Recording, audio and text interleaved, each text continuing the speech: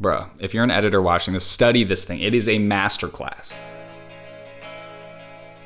Oh, what a shot, bro. First of all, we're starting with darkness. It starts with black, and then we slowly get a lighting cue, and we realize, okay, we're watching a television screen. Oh wait, not a television screen. It's a camera on the set of a music video, on the set of some kind of talk show. Hi, my name is Jordan Orm. I'm a professional film editor for artists like these guys.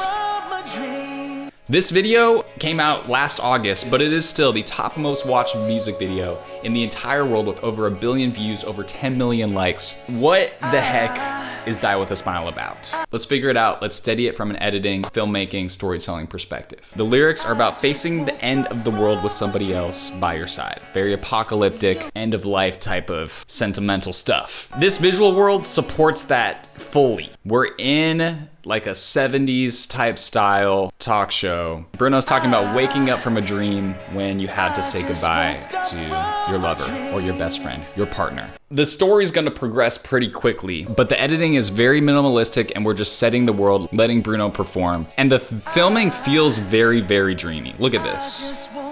Doesn't it feel like there's something like a little bit wrong with this?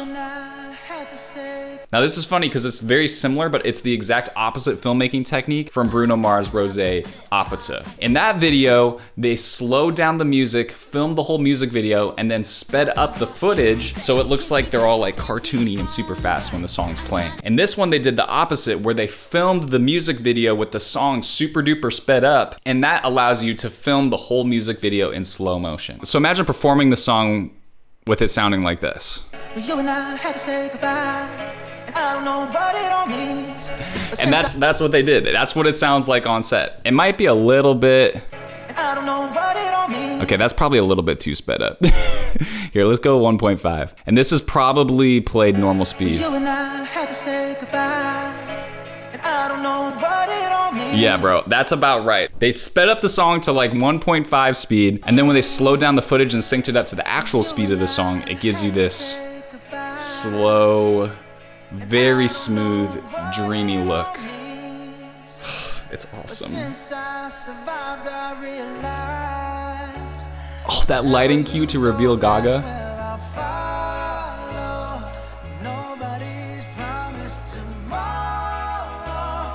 You feel that? You feel how everything feels crazy smooth in slow motion? It literally emulates that dream lyric and makes the video feel like a dream. And we know that Bruno absolutely loves the 70s. That harkens back to Silk Sonic and a bunch of his other projects. But everything about this feels super retro. It looks like it was shot on a vintage film stock. It was probably digital, but the way that it's color graded, the grains, the highlights, it feels like Kodachrome.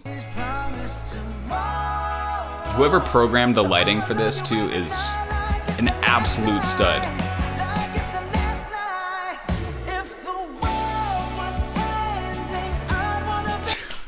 The editing is pretty slow because we're filming this smooth, gliding camera, slow motion vibe. And then when the drums kick in on that fill and we just start flashing lights and the cutting gets crazy, it feels so much more impactful because of how slow it was before. We're doing a lot of repeating shots, which lots of times in fast cuts, you don't do that. We're kind of breaking the rules because we only have so many camera angles and all the camera angles are shooting in slow motion. So lots of times when you're doing fast cuts, you want really fast camera motion, you want whips, you want motion blur. And here, all we have is the act of cutting between a bunch of different camera angles to create energy. So that's what they do. But the lighting does a lot too right here. All the flashing and the lights. And then the no cut on that downbeat.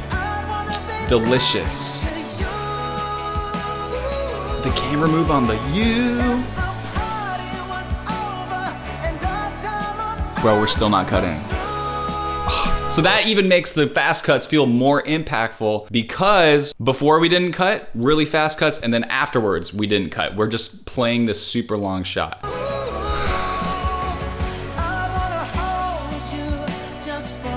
Bro, who filmed this? The camera operator is getting all the perfect moments, so we don't even have to cut.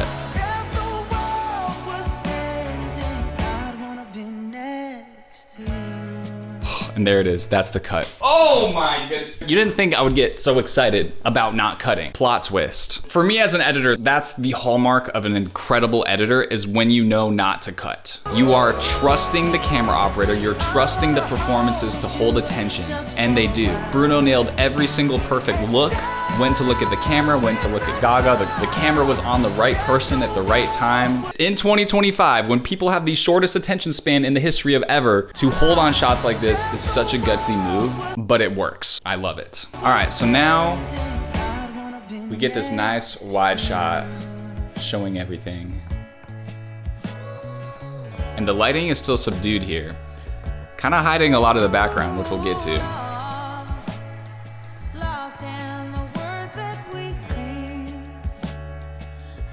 Bro, the no cutting is so good.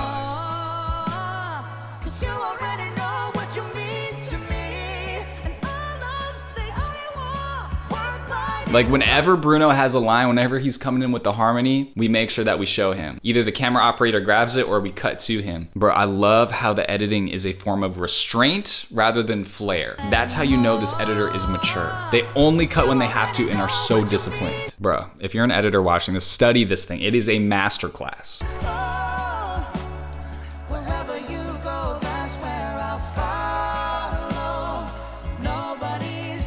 Yo.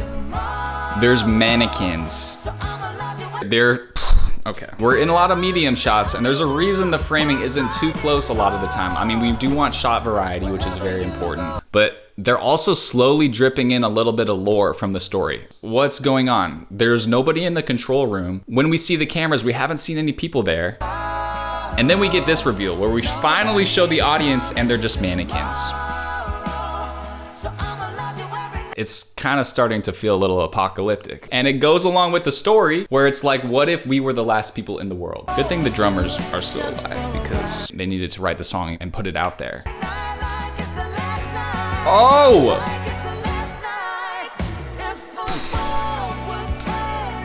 And again, the no cut on the downbeat is such a BA move. Lots of times people cut on downbeats, especially after a big piece of tension like this right before the chorus, but they don't. They just hold on it. They go crazy cutting. And these are flutter cuts too, because a flutter cut is going back and forth between the same shot. You just literally lay two shots out on the timeline, make a bunch of chops, get rid of the top one, and then you just go back and forth between the same shot. And that's what you do right there. There were 2 or 3 different shots they did that. Boom! No cut. It's sick.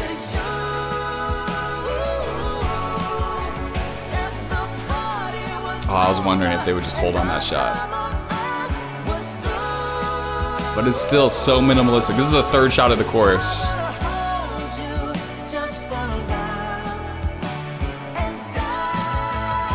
Dude, their performances are so good.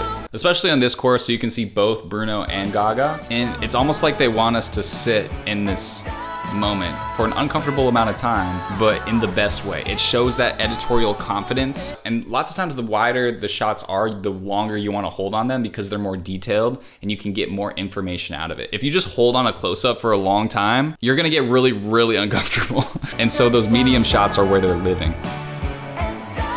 Like you go to the close-up to get that emotion and to connect with the audience, but we just live on the mediums and the wides.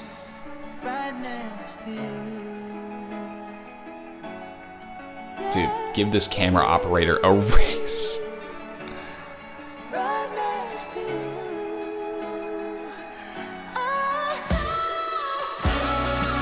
It's just so simple. It's the simplest editing, but it just feels perfect. Like when you watch this video, it feels like exactly what the song sounds like. It feels perfect. It's just simple. Cut, cut. Okay, Gaga?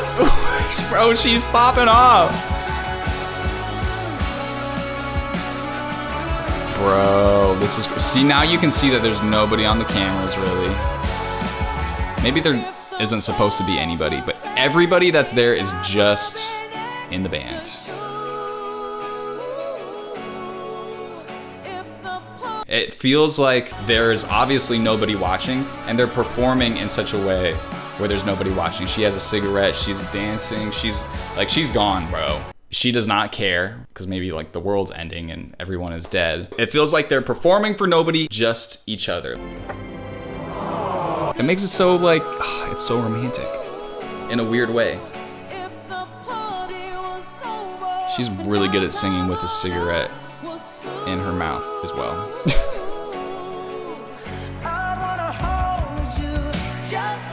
Yes, lighting. Ooh.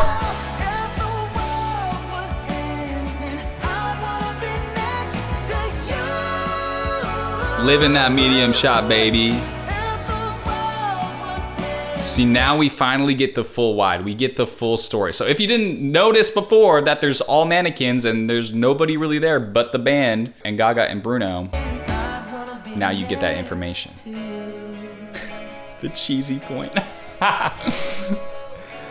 Oh, shoot. The heart. It's so cheesy, but it's so cute. It fits the retro vibe. If it's just us two for the last ones on Earth, if we die together, we're gonna do it in love. If you want to learn to be a professional music video editor, I would love to personally mentor you and join our free community. It's a ton of fun. The links are in the description. God bless you. Peace.